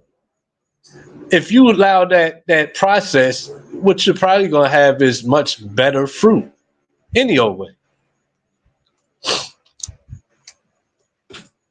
All right. Pick back up. Yeah. Verse 25. And in the 5th year shall ye eat of the fruit thereof, that it may yield unto you the increase thereof. I am Yahweh the Most High. So it actually does give an example of what it'll do. You allow this process, it's going to yield more fruit to you than if you, it's growing fruit. Let me start plucking it. Now just let that fruit be. Let it fall. Let it. We talked about in early classes before, that fruit is going to go into the ground and it's going to make the soil richer when it decomposes, right? So this 5th year it's going to yield more increase. Go ahead. Verse 26. Ye shall not eat anything with the blood, neither shall ye use enchantment nor observe time. So no horoscopes, enchantments, palm readers, witches, astrology, tarot cards. Now, if you're just talking about astrology, if that's the right word, in the sense of like reading the patterns and tracking the times or stuff like that, right? It's not talking about that. It's talking about how people. Oh, you was born March. Ah, man, I bet you're laid back. I bet we're gonna get along. We, some women like some daters might be like, oh, you that sign? Oh, that means you good in bed. You good in bed. You a Leo. No, that's not how it works. That's what it's talking about. You're taking away the Most High. You're giving credit to His creation. Like you're going to be a certain type of way because you was born in this month. Your day is going to go a certain way because you was born in this month and we're at this date. Go ahead. Verse 27. Ye shall not round the corners of your heads, neither shalt thou mar the corners of thy beard. So that's why you got a beard. Yeah, I got a struggle beard. I just got a struggle beard. Round the corners of your head. I don't agree that. I ain't even gonna go in depth with that because that's like, is it fades? Is it? It was the Egyptian practice. It's an Egyptian practice, so you gotta go to that. They rounded You gotta go to that. like a sun. Right. Like it was But totally different or even than what people saying it means. he says not to follow the ways of the heathen. So I would keep it like that. Yeah. So the Egyptians did it. Or like remember that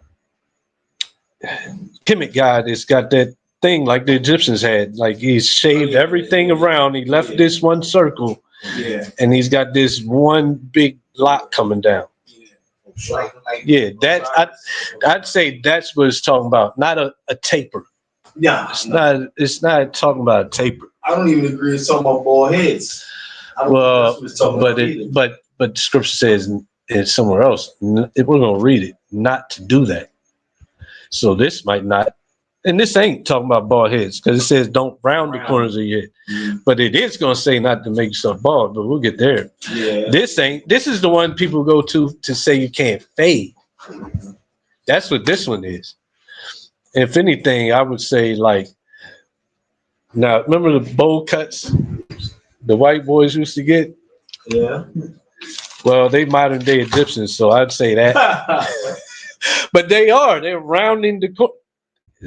But I know, like, I believe what you're talking about, the Egyptians did have a practice of like even molding their heads to round. Yes, to shape it. Like Yeah, round so and represent the he's sun. talking about not do what you did in Egypt, so he must be talking about that. And we're talking about instructions given from that time period. Everything here is what the Egyptians did. When we get to the Right. next verse with the tattoos, Yeah. all of that. Yeah, and it said it before. Yes. And the other stuff with the playing with the sisters and Yeah, stuff like yeah. that, it said because this is what you did there and they did, and not to Yep. follow them. Yep. That's the whole context of it. Yeah. So, Yeah. and that's a lot of people. I think they obviously they forget that. But I'm with you on that. The other scripture you was talking about was 21:5. yeah. Yeah, we're gonna roll into it because Leviticus still. Yeah, I'm saying, but Make it there. No, we gotta jump because. no, I'm just saying that. Oh, you said if we make it there, right? But we'll get there next week. I mean, we'll get there next week. I mean, you know. 19. You're right. We can finish. No, we can finish it at the end of this chapter. 28. Yeah, we have 28. Ye shall not make any cuttings in your flesh for the dead, nor print any marks upon you. I am Yahweh. Yeah, so that's right. Some people would say, I remember, I don't know if you was there, but it was a sister in the class some years ago. When you was with Uriel. I don't know if you was there. But she was saying, well, yeah, for the dead, but if you just getting one, let's say, Your son. well, yeah, somebody who's not dead, right? Or you get, it was like some type of design, like you just get a design, like that's not for the dead, so that's okay, right? And we just like, the practice originated from what it originated from. So if you try to change the meaning, it don't change the original meaning. It's up to the purpose. But it says the cuttings in your flesh for the dead. Right. Then it says nor print any Anything. marks upon you. Yeah, I think that's what we went to next. We went Like, to next. Yeah, because she tried to tie it all in. you could say, oh, I think that's still talking about for the dead, but oh, so you want to play that game? Like, why not just not get them? They cost a lot of money. What's really the benefit? Yeah. If I'm trying to make a kingdom, I'm gonna just stop. I wish I could get mine removed. Yeah, I wish I could get mine removed. Like, That's a lot of money. that's a lot of money. And it still is marking your flesh, so I mean, what's the point? Well, What are you doing? I think I would go ahead and do it if I had the money though, because you end up not having the marking though. Yeah. So, like, cause they do what? Laser and it fades it out. Yeah. My sister got it. It's still a little bit there though. Well, Not as prevalent as before. yeah, and it's not a new mark though. It's still that. You can still see a little bit. You try to take away what you did wrong. So I don't feel like, because a laser is basically light condensed, right? and Magnified. magnified, right? I don't feel like that's cutting your flesh. Plus, there's no cuts after. So I know some people believe that like that's wicked. It's the same thing, like to remove it, that laser. But that would be something we'd have to debate because I don't think so because it doesn't leave a cut. It doesn't leave a marking. It fades what's already there. And you're literally trying to cover and fix your wrong. Mm-hmm. Form of repentance. Yeah, exactly. You know what I'm saying? Salaki, I have a question though. Mhm. Does that borderline idolatry, What's that? the markings in the flesh? For the dead, I would say. Well, yeah, that's for the dead, but just period. I would say it's idolatry. It's for something, yeah. I think. Because I got a scripture. Well, I don't see how that would be idolatry. We read earlier that all evil is the worshiping of idols is the beginning, cause, and end of all evil. So at the end of the day, it's a branch off from idolatry. So listen, that's why you repent from it. But yeah, I think everything that's against the Most High is,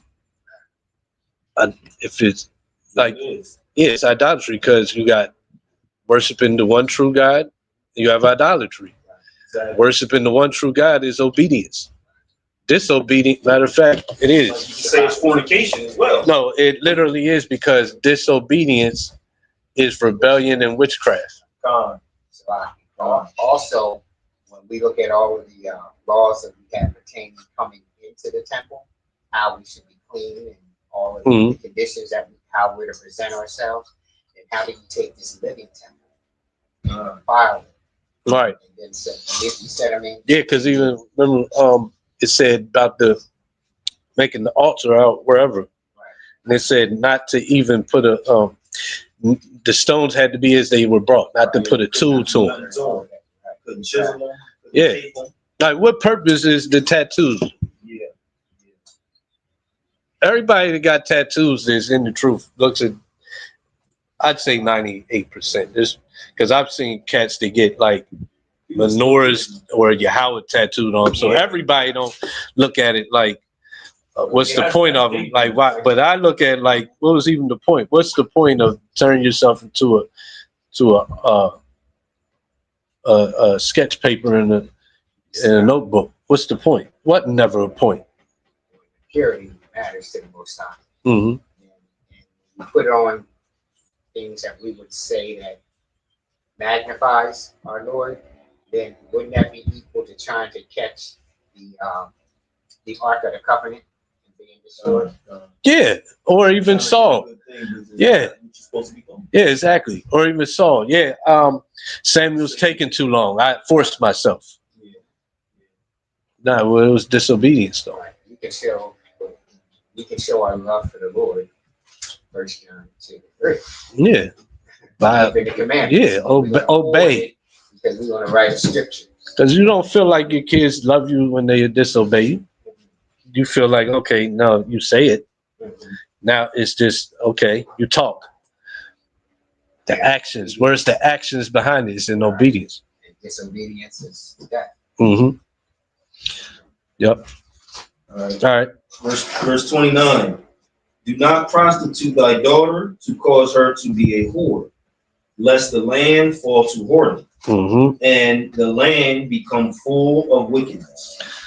And that must be something the Egyptians did, because who's sitting around? Most of I don't think. Well, some people do. Some people are that. Even some black people are that wicked. They'll prostitute out their daughters. But one way you could prostitute it that's not obvious, because obviously most people, we love our kids and we don't even need this law.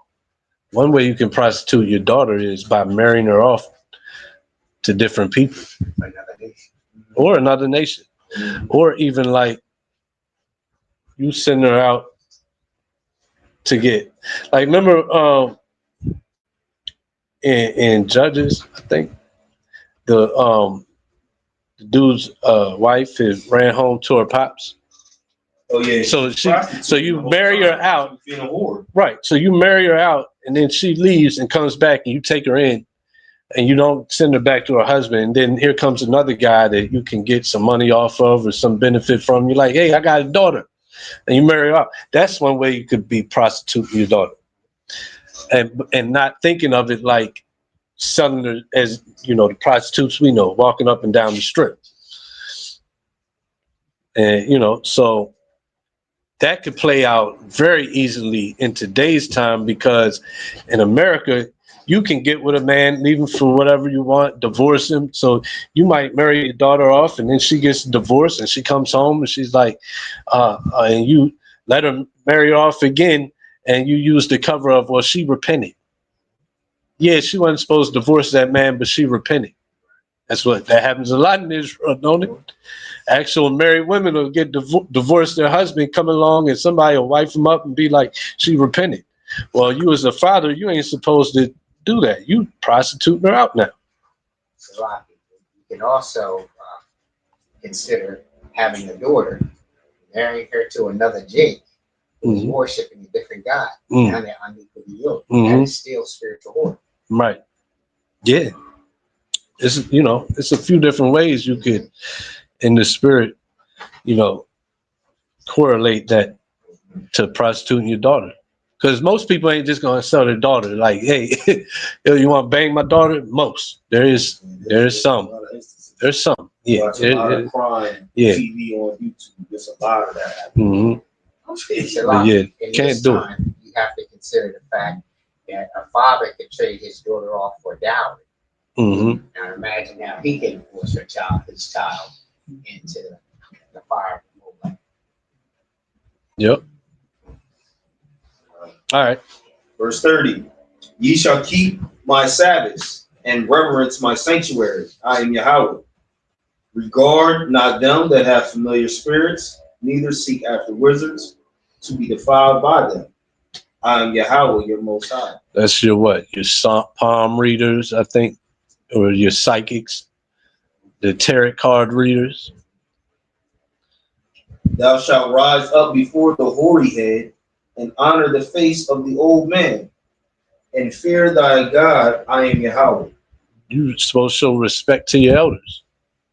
That I remember when I was little, that was taught, but now you don't. That's not really taught. Kids don't respect their elders. They don't respect their own parents, let alone other elders. You're supposed to fear your parents and honor them, and you're also supposed to respect your elders in the community and honor them. Hoary head means gray hair, right? Yeah, your elders. You're supposed to give honor to your elders. And if verse 33, and if a stranger sojourn with thee in your land, ye shall not vex him. But the stranger that dwelleth with you shall be unto you as one born among you, and thou shalt love him as thyself. For ye were strangers in the land of Egypt. I am Yahweh, your most high. Mm-hmm. Uh-oh, somebody used that. Mm-hmm. Say what? They'll use that out of context. But how are they going to use it, though? Because it says you should be treated as one, as among. Yeah. So who is the stranger? So they're gonna say, see, they get to be Israelites now. But really, it's telling us how to, as Israelites, to treat them. They're not Israelites now. It's how you treat them. Yeah. This is just basically it's letting you know that. Yeah, ethics. Like we not wicked. Right. We're not supposed to be wicked. Right. We're not supposed to be the antebellum South slave masters. Right. And that's how it shows you who ain't chosen from God. And this could also be a stranger of another tribe. It could be. A stranger is somebody you don't know. That's not from where you're at. 2 words, stranger, as well as and shall love him. And what is our kind of love? Keeping the commandments. There you go. Mm-hmm. Not lay with them. Yeah, exactly. Not sleep with them, not to marry them, because then you will be outside of the parameters of love. Because love tells you in the commandments that you're to marry of your own. Mm-hmm. Like, take for example Abraham, his servant, and he sent him to find Isaac a wife. And his servant had a care for getting that done. And he even prayed to the Most High that he would be able to find his master's son the wife, right? What's going to have your servant with that much care for you and your household and benefiting you other than how you treated them? Because that wasn't because some would say because it says love him as yourself, that's got to be only an Israelite. Well, Abraham's servant wasn't of his nation, but he had care for the job that was given him, and even prayed that he have success in finding this woman for his master's benefit, but for his benefit. But why would he have that intent? He must have been treated like he would, like Abraham wanted to be treated. He treated his servants. And Joseph exemplifies that. Mm-hmm. Pharaoh. Mm-hmm. Yeah, because he could have had his master's wife. He was like, nah, not gonna do it. Right. Well, she tried to force. She basically tried to rape. Yeah, and he still was like, nah. Yeah. He went to jail over his master's being honorable to his master. Yeah. All right. Ye shall do no verse 35. Ye shall do no unrighteousness in judgment, in meat yard, in weight, or in measure. Just balances, just weights, a just ephah, and a just hin shall ye have. I am Yahweh, the Most High, which brought you out of the land of Egypt. Therefore shall ye observe all my statutes and all my judgments and do them. I am Yahweh. So, like, what's that mean? That means that these are everything that Esau don't do. Exactly, because like I'm gonna sell you what goes by weight. I'm gonna sell you mulch. I'm gonna sell you mulch or rocks for your garden bed, whatever. And I'm labeling it. The packages I label is, I don't know, 500 ounces, right? But each bag really, with Esau, might have 495 ounces in each bag, but you sell them as 5. And I might not, as the buyer of one bag, I might not really mind. But you're making extra money by scheming and selling something that's not. That's what Esau do. That's not a just balance. But we're supposed to deal. You say you're selling this, and for this price, that's what it's supposed to be. That's a lot. When you look, what can you buy off the shelf today that it is what they say it is until you pick it up and start to read the ingredients? Mm-hmm. And that's the way of life that you saw. Mm-hmm. A potato chip made with glutamine, catamine, so and so. Yeah. It's everything but a damn potato chip. The ingredient list. This is the ingredient list on the Cheerios in America. Yes. This is the same ingredient list as the same Cheerios in Europe.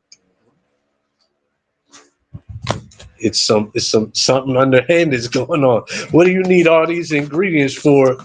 And your Cheerios, but they can do the same Cheerios with this many ingredients. You got a bunch of BS in your ingredients that's taking up space, and your product is not is what's the word? It's not. You said it was. It's not as anyway.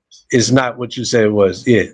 But when the scripture says that no fruit shall produce unlike its own kind, Esau is a vessel that is hated, right? He's not righteous. So when Esau puts his hand in anything, he must create himself.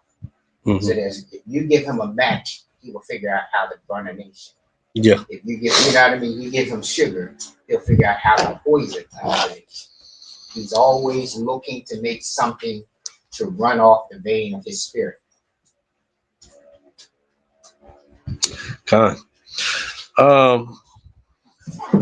All right, we'll close out. That's the end of Leviticus chapter 20.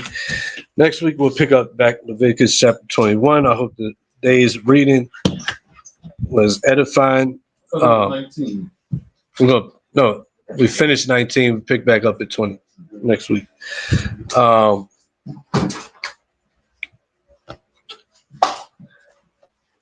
Yeah, like I was saying. So I hope that class was edifying. If you'd like to help out with donations to help out the ministry, you can. It's going across the bottom of the screen. You can do so at Cash App at #, Hebrew Chosen Elect, Shabbat Shalom, and Kwam Yashala.